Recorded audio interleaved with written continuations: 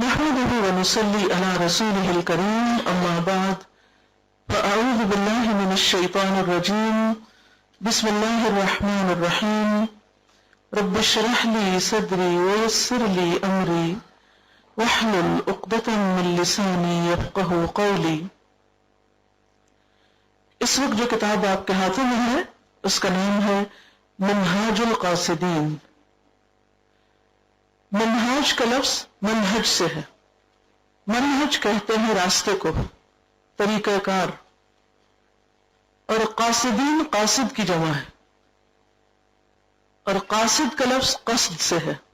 قصد کہتے ہیں ارادے کو، تو قاصد ارادہ کرنے والا، ارادہ کرنے والے لوگوں کا راستہ، طریقہ، تاکہ وہ اپنی منزل تک پہنچ جائیں.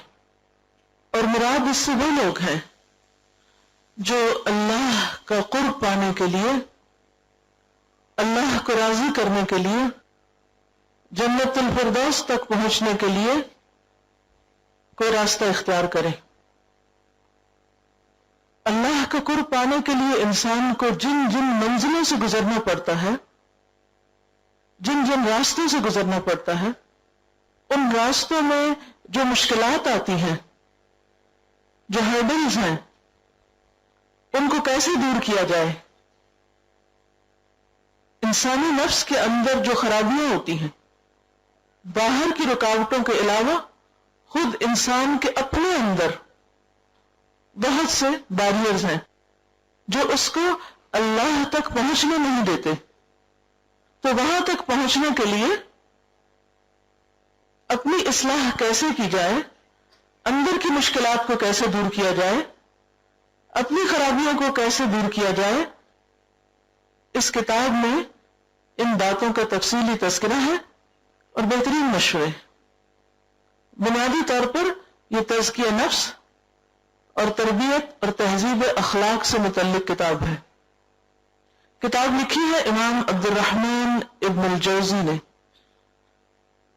جو بغداد کے رہنے والے تھے، اور اصل کتاب کا خلاصہ کیا ہے ابن قدامہ المقدسی نے، جو بیت المقدس کے رہنے والے تھے. کتاب آپ کے سامنے ہے اور میں اس میں سے کچھ چیزیں آپ کو پڑھ کر بھی سناؤں گی اور اس کے ساتھ ساتھ انہیں ایکسپلین بھی کروں گی، تاکہ بعد میں آپ اس کتاب کا مزاج سمجھ کر خود پڑھ سکیں اور سمجھ سکیں اور اپنی اصلاح کر سکیں. اور اصلاح کے لیے سب سے اہم ترین بات یہ ہے کہ انسان کا اپنا ارادہ پکا ہو، اس کے اپنے اندر عزم ہو، ڈٹرمنیشن ہو. ابن الجوزی نے صرف یہی کتاب نہیں لکھی، بہت ساری کتابیں لکھی. ان کا اپنا مطالعہ بھی بہت وسیع ہے. انہوں نے بچپن سے بہت چھوٹی عمر میں بک ریڈنگ شروع کی، جبکہ باقی بچوں کو کھیل کود کا شوق ہوتا ہے. اور وہ اپنے بارے میں ایک کتاب میں لکھتے ہیں کہ انہوں نے 20,000 کتابیں پڑھی ہیں. اس سے آپ اندازہ لگا سکتے ہیں کہ ایک شخص جس کا اپنا مطالعہ اتنا وسیع ہو، وہ جب دوسروں کو کچھ سکھائے گا تو وہ کتنا بہترین ہوگا. اور نہ صرف یہ کہ یہ صرف کتابیں ہی پڑھتے رہتے تھے، اس کے ساتھ ساتھ ان کا لوگوں کے ساتھ بہت انٹریکشن تھا، لوگوں کی نفسیات کو بہت اچھی طرح سمجھتے تھے. ان کے عام درس جو ہوتے تھے اس میں 10,000 لوگ جمع ہوتے تھے. جمعہ کے خطبات میں 1 لاکھ تک حاضری پہنچ جاتی تھی. ہر طبقے کے لوگ ان کے درسوں میں حاضر ہوتے تھے اور ان کے واضح نصیحت سے سبق حاصل کرتے تھے. بے شمار کتابیں لکھنے کی وجہ سے ان کے جو قلم تھے، یعنی اس زمانے میں فاؤنٹن پین نہیں ہوتے تھے، تو یہ لکڑی کے قلم سے کتابیں لکھا کرتے تھے. انہوں نے کتنا کچھ لکھا اس کا اندازہ اس سے ہو سکتا ہے کہ جب یہ فوت ہوئے تو ان کی اپنی وصیت کے مطابق ان کے غسل کا پانی جو گرم کیا گیا مرنے کے بعد، وہ قلم کے تراشوں کو جلا کر کیا گیا. اب دیکھیے کہ اگر 1 قلم ہو یا 2 قلم ہو تو اس سے پانی تھوڑی گرم ہوتا ہے جس سے پورا انسان مردہ نہلایا جا سکے. اور کہتے ہیں کہ پھر بھی وہ بچ گئے. اس سے اندازہ ہوتا ہے کہ کتنا زیادہ ان کا علم تھا اور کتنا زیادہ انہوں نے لکھا اور کس قدر فیض پہنچایا. ایسے لوگوں کی زندگی ہمارے لیے بہترین نمونہ ہے، ایک رہنما ہے، اور ان کو پڑھنے کے بعد اپنی کم تری اور کم مائگی کا احساس ہوتا ہے کہ اسی طرح کی زندگی تو ہم کو بھی ملی ہے، ہمیں بھی اللہ نے عقل دی ہے، سمجھ دی ہے، سب کچھ دیا ہے، لیکن ہم اپنی زندگی سے صحیح فائدہ نہیں اٹھا رہے کیونکہ ہم اپنے وقت کو صحیح استعمال کرنا نہیں جانتے، اور بہت سا وقت محض ہماری اپنی خواہشات کے پورا کرنے میں گزر جاتا ہے۔ تو بہت ضروری ہے کہ ہم اپنی اس زندگی کو جو صرف ایک بار ملی ہے، اونلی ونس، اس کو اس طرح گزارے کہ ہمیشہ کی زندگی میں ہمیشہ کی خوشیاں، راحتیں اور آرام پائیں۔ کوئی بھی چیز قیمت ادا کیے بغیر نہیں ملتی، جنت کی بھی ایک قیمت ہے، اور حدیث میں آتا ہے الا ان سلعۃ اللہ غالیہ، خبردار سن لو اللہ کا سودا بڑا مہنگا ہے، جنت بڑی مہنگی چیز ہے۔ قرآن پاک کی ایک آیت میں آتا ہے ام حسبتم ان تدخلوا الجنت، کیا تم سمجھتے ہو کہ ایسے ہی جنت میں داخل ہو جاؤ گے؟ وَلَمَّا يَأْتِكُمْ مَثَلُ الَّذِينَ خَلَوْا مِن قَبْلِكُمْ، حالانکہ تمہارے پاس ابھی ان لوگوں کی مثال نہیں پہنچی جو تم سے پہلے گزرے تھے، یعنی ویسے حالات تم پہ نہیں آئے۔ مَسَّتْهُمُ الْبَأْسَاءُ وَالضَّرَّاءُ، انہیں تکلیفیں اور مشکلات آئیں، وَزُلْزِلُوا، اور وہ ہلا مارے گئے، حَتَّى يَقُولَ الرَّسُولُ وَالَّذِينَ آمَنُوا مَعَهُ مَتَىٰ نَصْرُ اللَّهِ، یہاں تک کہ رسول اور ان کے ساتھی پکار اٹھے کہ اللہ کی مدد کب آئے گی؟ الا ان نصر اللہ قریب، خبردار اللہ کی مدد قریب ہے۔ یعنی دنیا میں بھی اللہ تعالیٰ انسان کو اس کی کوششوں کا پھل دیتا ہے، حالات بدلتے ہیں، اور آخرت کی کامیابی پھر یقینی ہوتی ہے جب انسان ہر طرح کی مشکلات سے گزرتے ہوئے اپنے مقصد پہ قائم رہے، نیکی کا جو ارادہ اس نے کیا ہے، اللہ کی محبت، اللہ کی معرفت، اللہ کے قرب کا جو شوق اس کو لگا ہے، وہ مرتے دم تک برقرار رہے اور اس میں کوئی کمی نہ آنے پائے۔ یہ سب کچھ کس بات کا تقاضا کرتا ہے کہ ہم اپنے وقت کی حفاظت کریں اور اسے بہترین سے بہترین کاموں میں لگاتے رہیں۔ تو آئیے منہاج القاصدین کے کچھ اوراق کو پڑھتے ہیں۔ آج جس باب کا میں نے انتخاب کیا ہے وہ ہے صفحہ نمبر 327، 327، اور اس کی ہے فصل اول، پہلا حصہ، ریا، اس کی حقیقت، اقسام اور مذمت۔ ریا کا باب میں نے اس لیے چنا ہے کہ ہر وہ شخص جو قرآن پڑھتا ہے، دین سیکھتا ہے، اس کو اپنے بارے میں جو بہت زیادہ خوف لاحق ہو جاتا ہے کہ کہیں ایسا تو نہیں کہ ہم یہ سب دکھاوے کے لیے کر رہے ہیں، کہیں ایسا تو نہیں کہ ہمارے اعمال ریا کی وجہ سے برباد ہو جائیں۔ میں نہیں سمجھتی کہ کوئی ایک بھی طالب علم ایسا ہو کہ جو قرآن پڑھے اور پھر اس کو یہ خوف لاحق نہ ہو، یہ پریشانی نہ اس کا جگر کھائے۔ لہذا بہت ضروری ہے کہ ہم اس کی حقیقت کو سمجھیں، اس کی قسموں کو جانیں، یعنی ریا صرف ایک ہی قسم نہیں ہے، کئی قسم کی ریاکاری ہوتی ہے، اور پھر اس کی جو مذمت آئی ہے اس کو سامنے رکھتے ہوئے اپنی اصلاح کریں اور اس سے بچنے کی فکر کریں۔ ریا کا لفظ رآ سے ہے، رآ عربی میں کہتے ہیں دیکھنے کو، رؤیا بھی اسی سے ہے، خواب دیکھنا، کیونکہ اس میں بھی انسان کہیں گیا نہیں ہوتا، محض وہ سوتے ہوئے کچھ دیکھ رہا ہوتا ہے۔ اور اردو میں عموماً صرف ریا نہیں بلکہ کیا بولا جاتا ہے، ریا کاری، ریا کرنا، کاری فارسی کا لفظ ہے کرنے کے معنی میں، اور انگریزی میں کیا کہتے ہیں، شو آف کرنا، دکھاوا کرنا۔ امام ابن الجوزی لکھتے ہیں ریا کی مذمت کتاب و سنت میں بکثرت بیان ہوئی ہے۔ مذمت کس کو کہتے ہیں؟ کنڈم کرنا۔ ریا کو بہت زیادہ کنڈم کیا گیا ہے۔ اللہ تعالیٰ نے فرمایا فَوَيْلٌ لِّلْمُصَلِّينَ الَّذِينَ هُمْ عَنْ صَلَاتِهِمْ سَاهُونَ الَّذِينَ هُمْ يُرَاءُونَ، ان نمازیوں پر افسوس ہے جو اپنی نمازوں سے غافل ہیں، وہ جو دکھلاوا کرتے ہیں.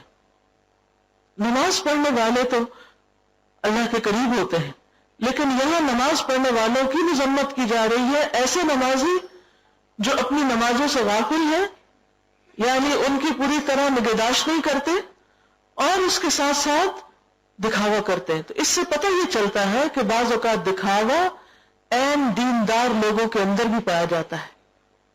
یہ نہ سمجھے کہ پہلے نماز کی عادت نہیں تھی، اب عادت ہو گئی تو بس کافی ہے، اب بہت اچھا ہے، شکر ہے اللہ کا کہ ہم نماز پڑھنے لگے. بلکہ اس بات کی بھی فکر ہونی چاہیے کہ کہیں ایسا تو نہیں کہ نماز پڑھنے کے باوجود ہم اپنی عبادت کا دکھاوا کرتے ہوں اور لوگوں کی نظر میں اچھا بننے کی خواہش بہت زیادہ ہو. فرمایا فمن کان یرجو لقاء ربہ فلیعمل عملا صالحا ولا یشرک بعبادۃ ربہ احدا.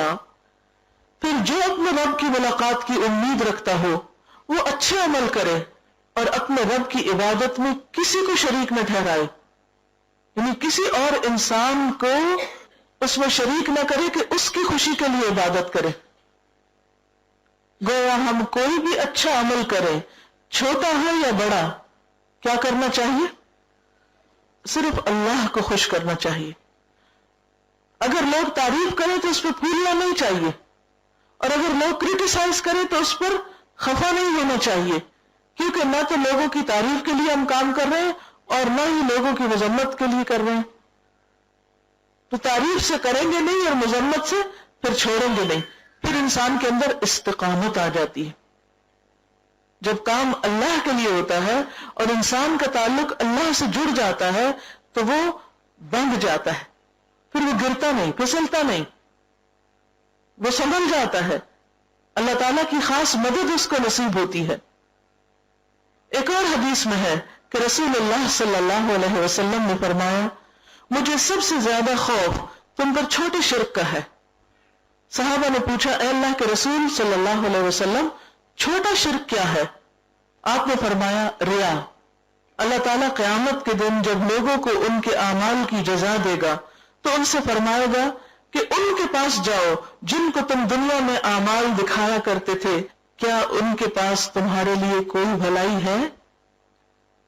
یعنی ایسے لوگ اپنی نیکیوں کی جزا اللہ سے نہیں پائیں گے، بلکہ اللہ تعالیٰ کیا فرمائیں گے کہ میرے لیے تو تم نے کچھ نہیں کیا تھا، لوگوں کو دکھانے کے لیے کیا تھا، انہوں نے دیکھ لیا، جاؤ ان سے جا کے اب اجر لو. اس دن ہر انسان فقیر ہوگا، کون کسی کو کیا دے گا.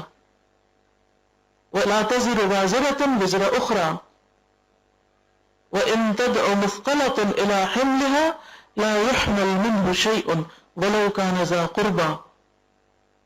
کہ کوئی بوجھ اٹھانے والا کسی کا بوجھ نہیں اٹھائے گا، اور اگر بوجھ سے لدا ہوا شخص کسی کو کہے گا کہ تم میرا بوجھ بانٹ لو تو وہ اس سے کچھ بھی اٹھا نہ سکے گا.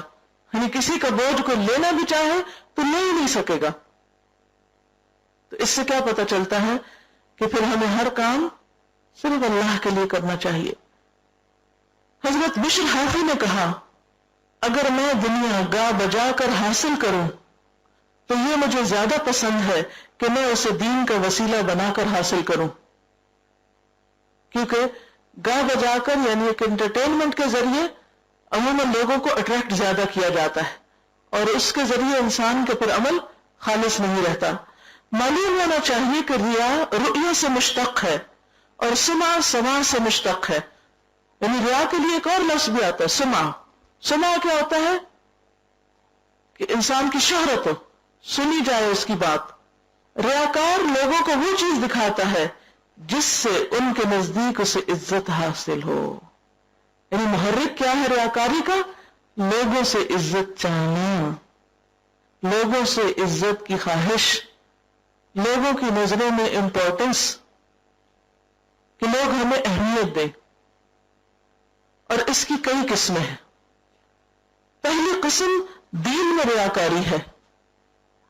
اس کو پہلی کو انسرکل کر لیں تاکہ جب دوبارہ آپ کتاب پڑھیں تو پوری تو پڑھنے کا وقت نہیں ہوگا، تو امپورٹنٹ حصے جو ہوں گے ان کو آپ انڈر لائن کر لیں گے، انسرکل کر لیں گے، تو جلدی پھر آپ دیکھ لیں گے اور یاد دہانی کر لیں گے. پہلی قسم دین میں ریاکاری ہے اور یہ بھی کئی طرح کی ہے. ایک بدن کے لحاظ سے، کہ جسم کی کمزوری اور زردی اور ویرانی کا اظہار کیا جائے.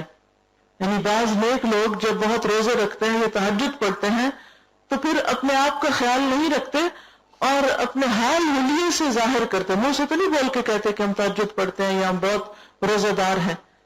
تو کس طرح شو آف کرتے؟ کس چیز سے؟ حال حلیے سے. اپنے چہرے کی زردی یعنی اپنے جو رویے ہیں اس سے متاثر دیتے ہیں کہ یہ شخص دینی کاموں میں بڑی مشقت برداشت کرتا ہے اور اس پر خوف خدا غالب ہے. دین میں ایسا مستغرق ہے کہ اسے بال درست کرنے کی بھی فرصت نہیں. تو یہ بھی دکھاوے کی قسم ہے. یعنی دکھاوے کی قسم صرف یہ نہیں ہے کہ آپ بہت خوبصورت نظر آئے لوگوں کو تاکہ لوگ آپ کی طرف مائل ہوں. یہ بھی ایک قسم ہے کہ انڈائریکٹلی لوگوں کو میسج دے کہ میں بہت عبادت گزار ہوں. اسی لیے کیا حکم ہے کہ جب کوئی روزہ رکھے تو کیا کرے؟ تیل لگائے، سرما لگائے، فریش نظر آئے تاکہ کسی کو گمان نہ ہو کہ یہ بیچارہ روزے رکھ رکھ کے ہلاک ہو رہا ہے. یہی حال ہے آواز نیچی رکھنے، آنکھیں گہری کرنے اور ہونٹ خشک دکھانے کا کہ معلوم ہو یہ ہمیشہ روزے رکھتا ہے، کہ اس کی تو آنکھیں اندر دھس گئی ہیں. آنکھیں گہری کرنے کا مطلب یہ ہے کہ اندر دھس گئی ہیں اور اب اس سے بولا نہیں جا رہا اور ہونٹ خشک ہے کہ کوئی پوچھے کیوں، کیا حال ہے، کیوں ہے یہ تمہارا حال؟ وہ تو روزے سے ہوں. حضرت عیسیٰ ابن مریم علیہ السلام نے فرمایا جب تم میں سے کوئی روزہ رکھے تو اپنے سر کو تیل لگائے اور کنگھی کرے، اور یہ اس لیے کہ روزہ دار پر ریا کی آفات کا خوف ہے. یہ تو دینداروں کی جسم کے لحاظ سے ریاکاری ہے. یعنی وہ زبان سے کچھ نہیں کہہ رہے لیکن جسم ریاکاری کر رہا ہے. اور کیوں؟ کیونکہ وہ اپنے آپ کو لک آفٹر نہیں کرتے اور لوگوں کو اپنے رویے سے ایک امپریشن دیتے ہیں. دنیا دار جسم کے موٹاپے، رنگت کی صفائی، جسم کے اعتدال، چہرے کی خوبصورتی اور بدن کی صفائی سے بھی ریاکاری کرتے ہیں. ایک دوسری ایکسٹریم بھی ہوتی ہے. دوسری قسم لباس اور حالت کی ریاکاری ہے، جیسے تکلفاً گردن جھکا کر چلنا. یعنی اگر انسان راستہ دیکھنے کے لیے چل رہا ہو کہ میں کسی چیز سے اٹک کے نہ گروں تو یہ تو خیر ہے، ٹھیک ہے. لیکن اگر انسان ویسے اس کے اندر عاجزی کوئی نہیں، صرف لوگوں کو دیکھ کے تکلف میں عاجز بن رہا ہے تو یہ بھی ٹھیک نہیں. چہرے پر سجدے کے نشان کو باقی رکھنا، یعنی اس پہ کوئی کریم یا کوئی ایسی چیز نہ لگانا کہ پھر وہ چھپ جائے گا اور لوگوں کو نظر نہیں آئے گا کہ میں اتنا سجدہ گزار ہوں کہ میرا نشان بھی ہے. موٹے کپڑے پہننا، ادنا لباس رکھنا، یعنی اچھا لباس نہ پہننا. کیوں نہ پہننا؟ اس لیے نہیں کہ ہے نہیں، اگر نہیں تو کوئی بات نہیں، وہ تو پھر ریاکاری میں نہیں آئے گا کہ آپ جو ہیں وہی ہیں.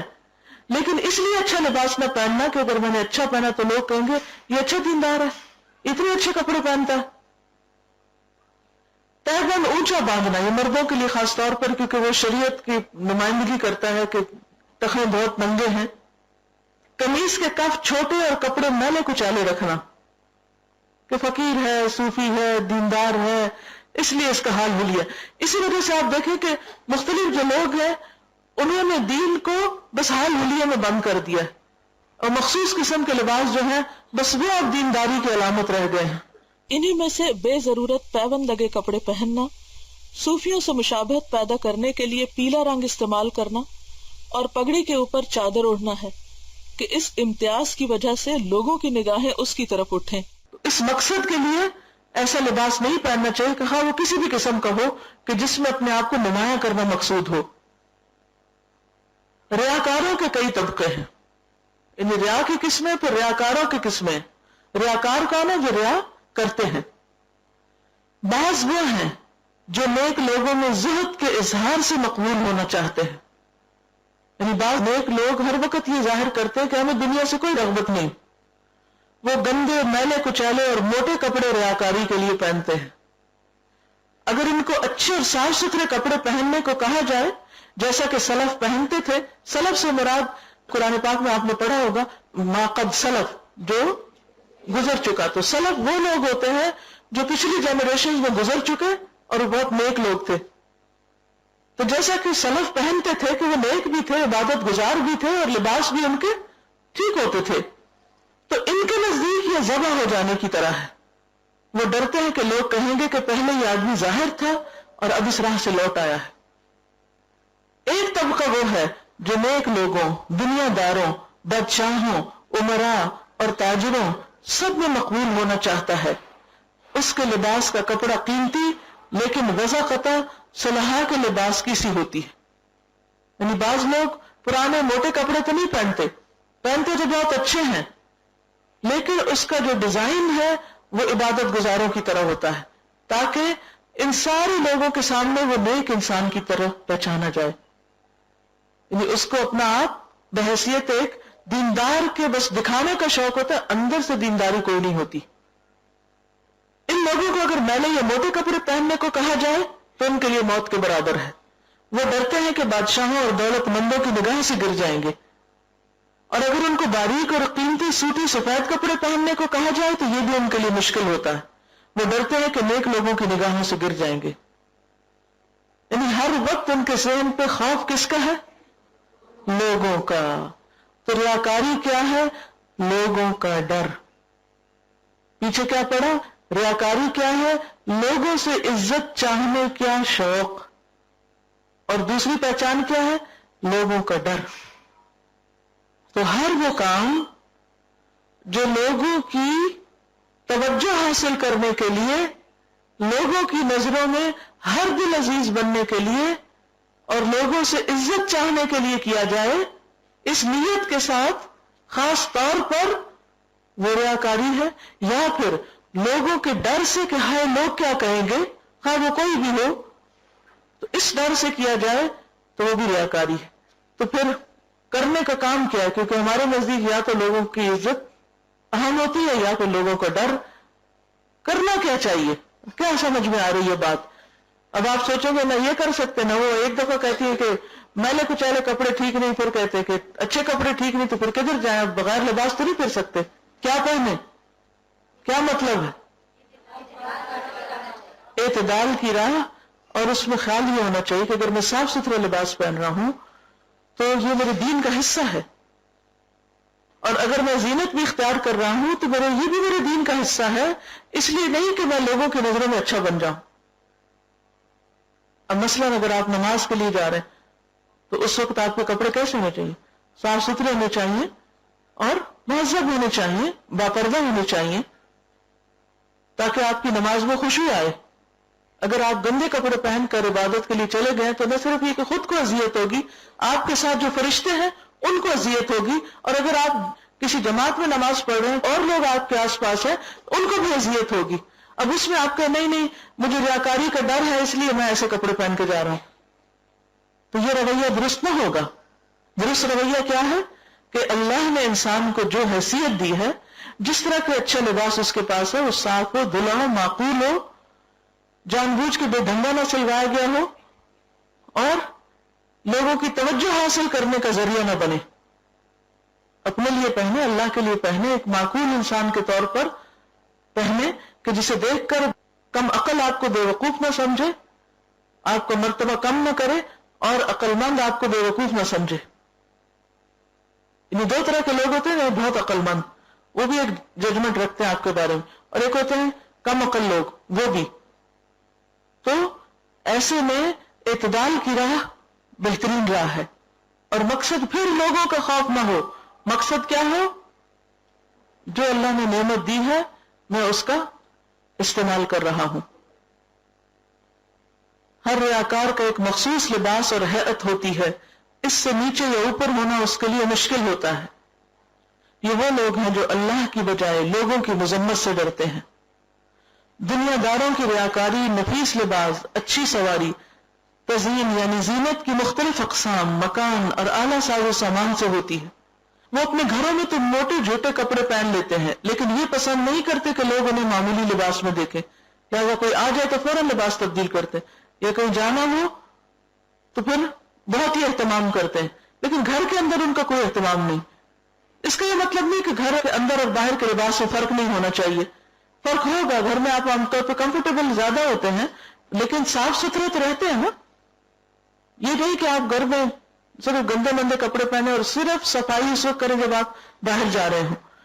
اور اسی طرح یہ ہے کہ لوگوں کا ڈر نہ ہو. تیسری قسم باتوں کی ریاکاری ہے. لباس کی ریاکاری کے علاوہ اور کیا ریاکاری ہے؟ باتوں کی ریاکاری. دینداروں کی ریا، موقع بے موقع واضح نصیحت اور احادیث اور آثار بیان کرتے رہنا. یعنی لوگوں کو یہ بتانا کہ میں اب بہت دین پڑھ لکھ گئی ہوں، لہذا موقع بے موقع کوئی سننے کو تیار ہو یا نہ ہو، بغیر حکمت کے بس ہر وقت ان کو کوئی نہ کوئی آیت، کوئی نہ کوئی حدیث سنانا. اور مقصد کیا ہے کہ ان کو ذرا پتہ چل جائے کہ مجھے اب کتنا زیادہ آتا ہے. تو یہ نیت غلط ہے. کسی کی اگر اصلاح کرنے مقصود ہو تو ہم بے موقع محل بات نہیں کریں گے، ہم سوچ سمجھ کے اور پوری خیرخواہی کے ساتھ اور اچھے انداز میں بات کنوے کریں گے.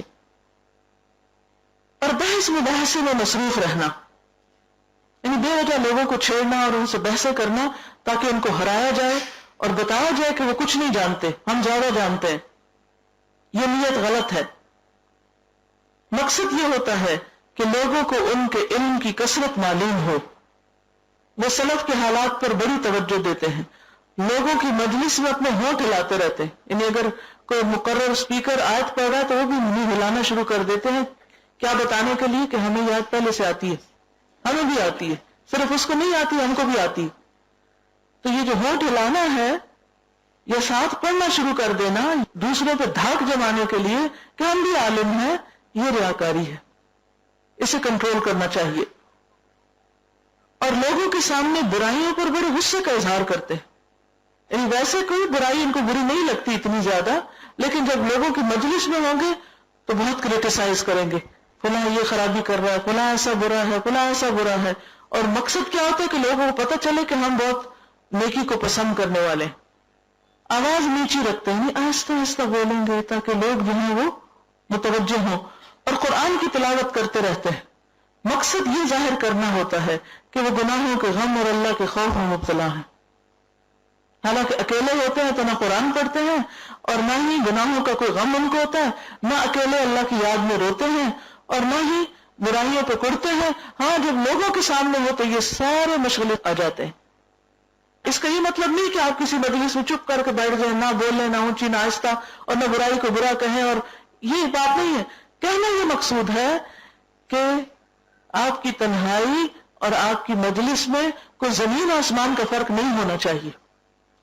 آپ جب اکیلے ہو تو بھی آپ کے دل میں اللہ کی یاد ہونی چاہیے، تو بھی آپ کو قرآن پڑھنے کا شوق ہونا چاہیے، تو بھی آپ کا دل اللہ کی طرف لگے رہنا چاہیے. اور جب لوگوں کے سامنے ہو تو بھی آپ لوگوں کو فائدہ پہنچاتے رہیں، اچھی بات ان کو بتاتے رہیں. کیوں؟ کس لیے؟ کیونکہ یہ فرض ہے نا کہ جب آپ کسی کو فائدہ پہنچا سکے تو آپ پہنچائیں. اللہ نے علم اس لیے نہیں دیا کہ اس کو بند کر کے رکھ دیں.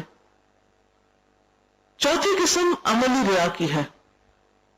جیسے کوئی نمازی لمبا قیام، لمبے رکوع اور سجدے کرے، یعنی اکیلے نماز پڑھے تو جلدی جلدی، اور جب لوگوں میں پڑھے تو خوب لمبا کر کے پڑھے، اور خواہ مخواہ کا خشوع کا اظہار کرتا رہے.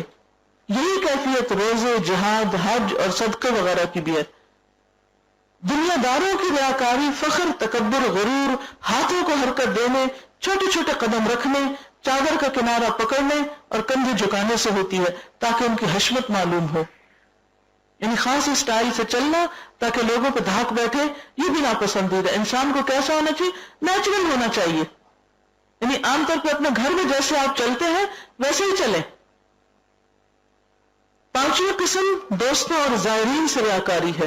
دوستوں سے ریاکاری اور وزٹرز جو آپ کو ملنے آتے ہیں، کوئی گیسٹ آتے ہیں، ان سے ریاکاری. جیسے وہ آدمی جو تکلف سے کسی عالم یا عابد کی زیارت کرتا ہے، یعنی بہت اہتمام اور اس کے ساتھ ایک خاص پریسٹیجیس وے میں، تاکہ لوگ کہیں کہ فلاں نے فلاں کی زیارت کی، اور پھر اس کو مینشن بھی کیا جائے کہ ہم فلاں کی زیارت کے لیے گئے تھے.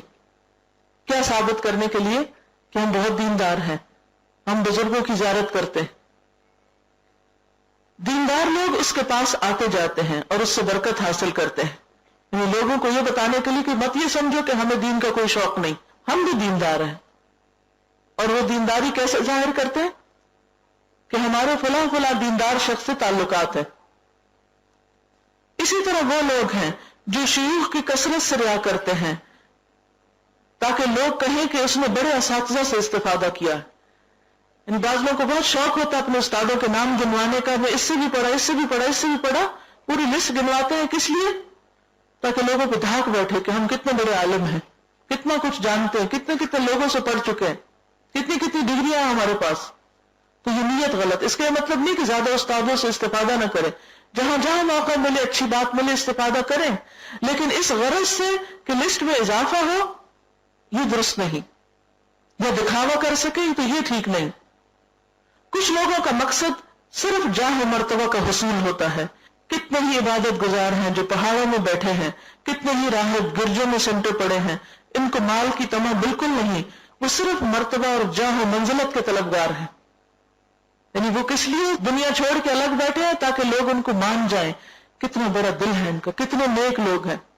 تو اگر کوئی شخص صرف لوگوں کی توجہ حاصل کرنے کے لیے شیخ بن بیٹھتا ہے یا کوئی بزرگ بن بیٹھتا ہے، یا ہر چیز چھوڑ دیتا ہے تاکہ لوگ اس کو نیک سمجھ کے اس کی زیارت کو آئیں اور وہ خود کسی کے پاس کبھی نہ جائے، تو یہ بھی ریاکاری کی قسم ہے. کیونکہ وہ کیا چاہتا ہے؟ یا مال نہیں چاہتا، کیا چاہتا ہے؟ عزت، اہمیت، امپورٹنس.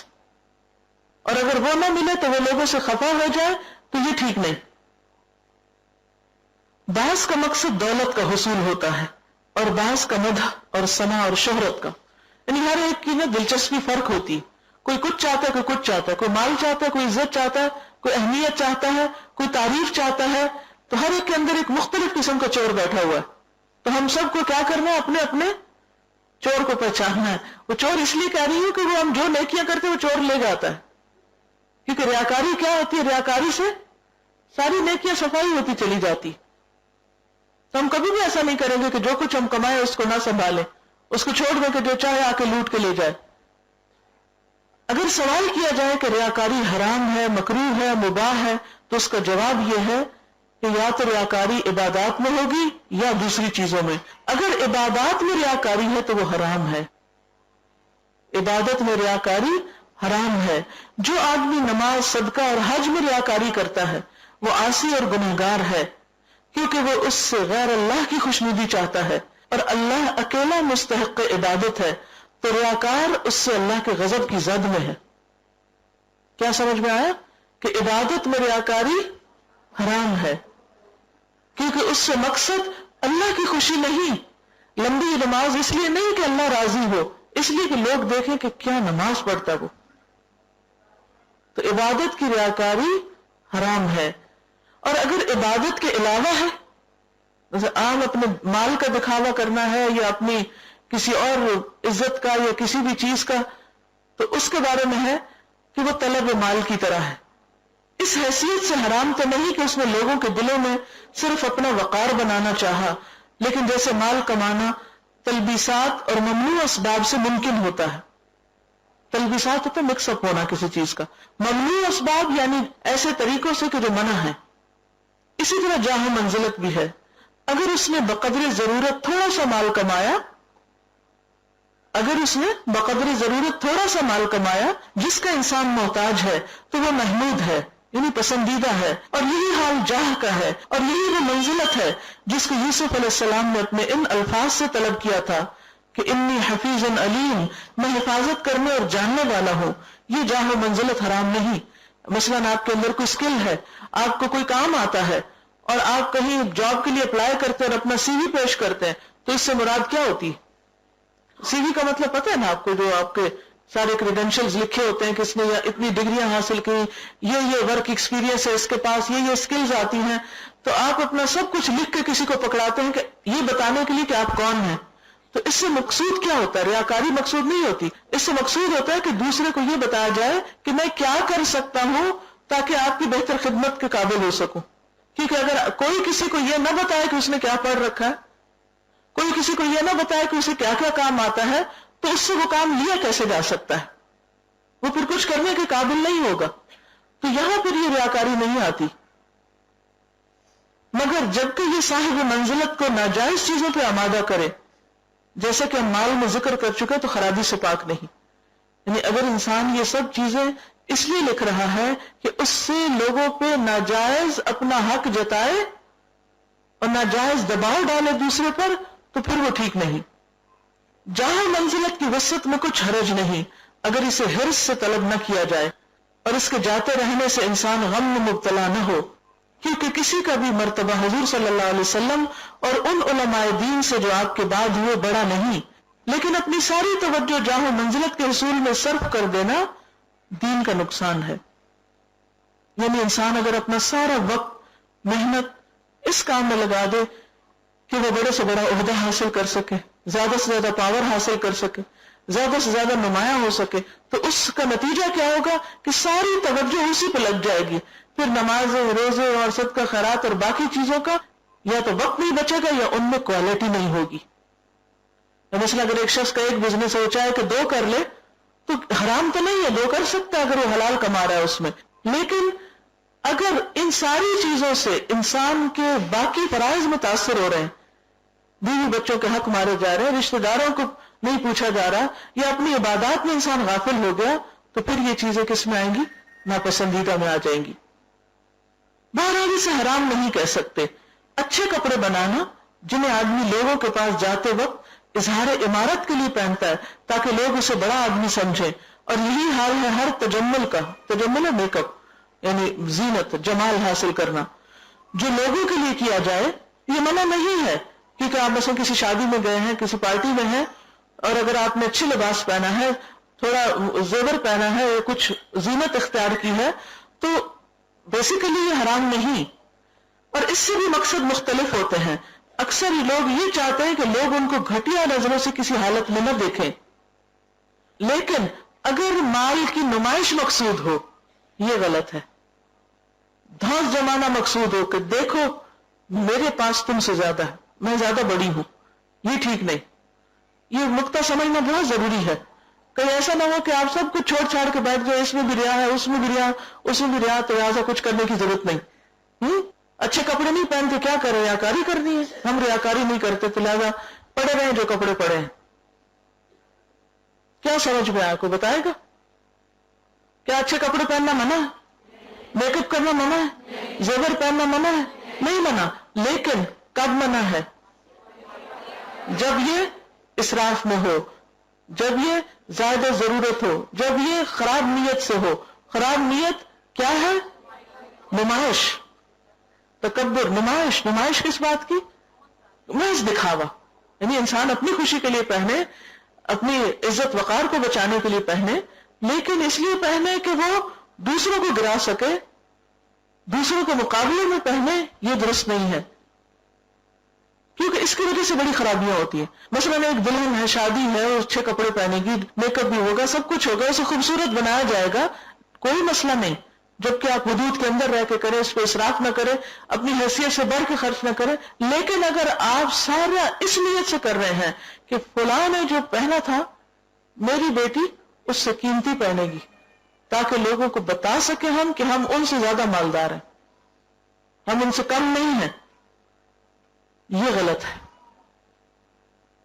باریک فرق ہے نا، اور عموماً یہ مکس اپ ہو جاتا ہے، اس سے بچنا ضروری.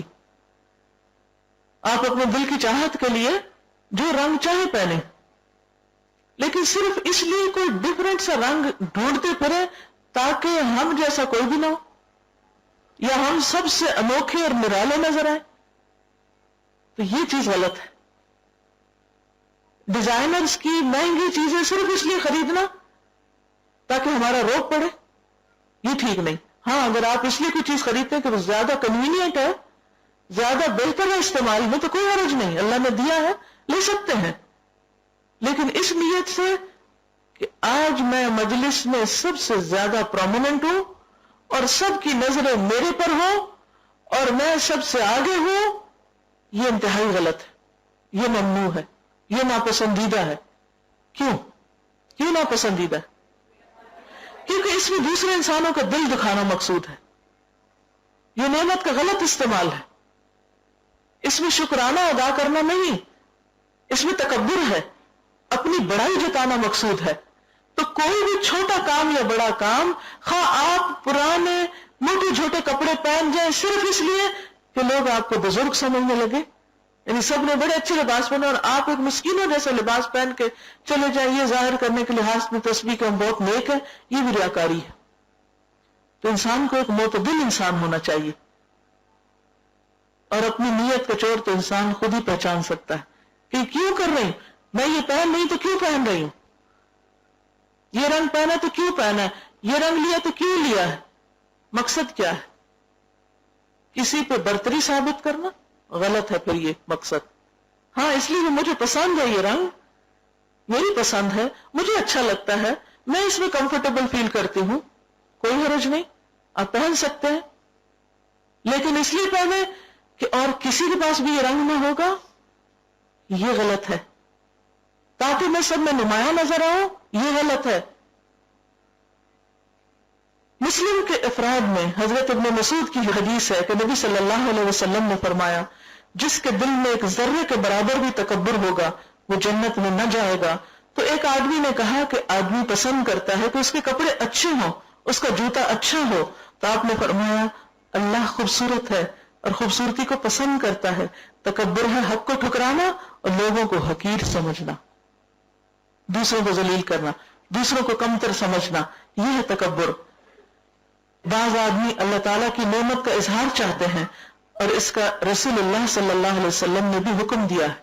قرآن پاک میں کیا آتا ہے؟ فَأَمَّا بِنِعْمَةِ رَبِّكَ فَحَدِّثْ، اپنے رب کی نعمت کا بیان کرو، اظہار کرو تاکہ شکرانہ ادا ہو.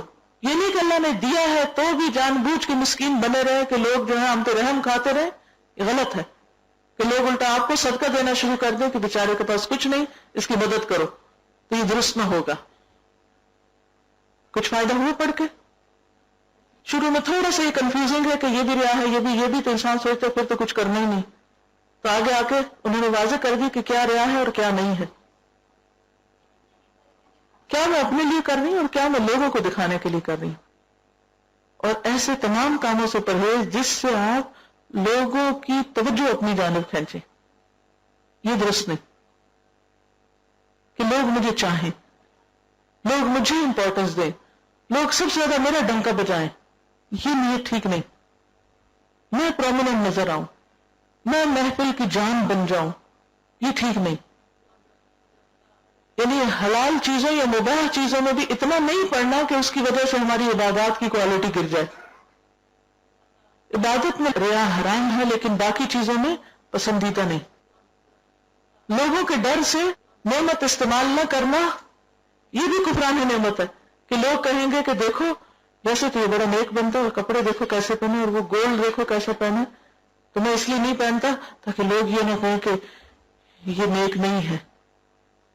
تو ہر وہ چیز جس میں لوگوں کا ڈر آ جائے، لوگوں کی نظروں میں بننے کی خواہش آ جائے، بس ادھر چھوڑ دیں، پھر اپنے آپ کو خود ہی چیک کر لیں. نہیں، لوگ نہیں، صرف اللہ، کیونکہ ریاکاری پھر شرک میں شامل ہو جاتی. ان کا سوال یہ ہے کہ بعض اوقات ہم یہ کہتے ہیں کہ یہ کپڑے ہم پہلے پہن چکے اب نہیں پہنیں گے، یا یہ کہ اس موقع کے لیے تو نیا ہی بنوائیں گے. تو اس کے پیچھے بھی کیا نیت ہوتی ہے کہ لوگ کہیں گے اس کے پاس اور کچھ نہیں. لوگوں کا ڈر ہے نا پیچھے، اس ڈر سے نہیں بنوائیں. کتنی دفعہ پہن لیں، کیا ہے اگر ایک لباس اچھا ہے صاف ستھرا ہے تو پہن لیں، اور اگر اللہ اور کی توفیق دیتے تو نیا بھی بنا لیں. لیکن یہ ڈر پیچھے نہ ہو کہ لوگ کہیں گے کہ بس یہی ہے اس کے پاس، ہر وقت یہی پہنتا ہے، یہ ٹھیک نہیں. سبحانک اللہم و بحمدک نشہد ان لا الہ الا انت نستغفرک و نتوب الیک. السلام علیکم ورحمۃ اللہ وبرکاتہ.